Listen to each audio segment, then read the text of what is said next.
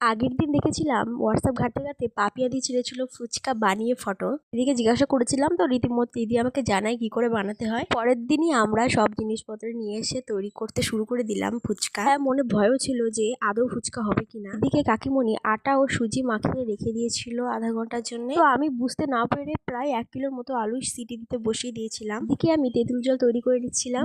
জল জিরে, বিট নুন, শুকনো লঙ্কার গুঁড়ো ও তেঁতুল। আমি তেঁতুল জলটা খুব অল্প পরিমাণে বানিয়েছিলাম, কারণ বাইরের ফুচকা খেলে আমার তেঁতুল জল অল্প হলেও যাতে সুস্বাদু হয়, তাই টক জলটা খুবই অল্প পরিমাণে বানিয়েছিলাম। আর তোমরা কে কে আমার মতো ফুচকা প্রেমী অবশ্যই কমেন্টে জানিও। আমার তো এদিকে তেঁতুল জল করা কমপ্লিট। দিদি বলেছিল সাদা ভেজা কাপড় দিয়ে ডোটার উপরে দিয়ে রাখতে, যাতে জিনিসটা নরম থাকে। আলুটাও সিদ্ধ হয়ে গিয়েছিল। পাশাপাশি আমি মিষ্টি চাটনিও বানিয়ে নিয়েছিলাম। তেঁতুল, জল জিরে, বিট নুন ও চিনি দিয়ে আমি বানিয়ে নিয়েছিলাম। অল্প পরিমাণে শুকনো লঙ্কার গুঁড়ো দিয়েছিলাম। শুধু মাখানোর সময় দিয়েছিলাম জিরে, ধনে, শুকনো লঙ্কা ভেজে গুঁড়ো করে, নুন, কাঁচা লঙ্কা ও মিষ্টি জলটাও দিয়ে দিয়েছিলাম একটু স্বাদের জন্য। এদিকে কাকিমণি সমস্ত ফুচকার গুলিগুলো তৈরি করে নিয়েছিল। তেল মাখিয়ে রেখেছিল যাতে একে অপরের গায়ে লেগে না যায়। কাকিমণি আমাকে ফুচকাগুলো বেলে দিচ্ছিল আর আমি এদিকে তেল গরম করে নিচ্ছিলাম। আর ভাবছিলাম আজ হয়তো আলু সিদ্ধটা লুচি দিয়ে খেতে হবে কি না, কিন্তু অবশেষে আমি তো খুবই খুশি হয়ে গিয়েছিলাম যে এত সুন্দর সুন্দর ফুলছে।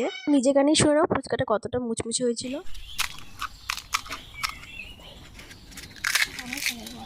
নিজের হাতে প্রথমবার ফুচকা ভেজেছি আর ফুচকাগুলো এত সুন্দর গোলমোলো হয়ে ফুলেছে যে এত ভালো লাগছিল যে তোমাদের কি বলবো। এই ফাইনাল রেজাল্টটা দেখে তো আমার খুবই মনে আনন্দ হচ্ছিল আর খেতে হয়েছিল দুর্দান্ত। সবাই খেয়ে বলেছে যে আবারও বানাতে। তবে ভাবতাম ফুচকা বানানো হয়তো খুবই কঠিন, কিন্তু বানানোর পর ভাবলাম না, কোনো কিছুই কঠিন নয়, শুধু একটু বুদ্ধি থাকতে হবে এবং চেষ্টা করতে হবে। 150 গ্রাম আটা মেখেছিলাম, কিন্তু ফুচকা হয়েছিল 130টা। মানে হয়তো এত বড় বড় ফুচকা পাওয়া যায় না, কিন্তু আমি বাড়িতে প্রচুর বড় বড় ফুচকা বানিয়েছি। ওটা ভালো লেগে থাকলে অবশ্যই কমেন্টে জানিও। আমি যেহেতু একটু অলস, তাই 6 মাস আগের ভিডিও এখন পোস্ট করতে হচ্ছে। টাটা।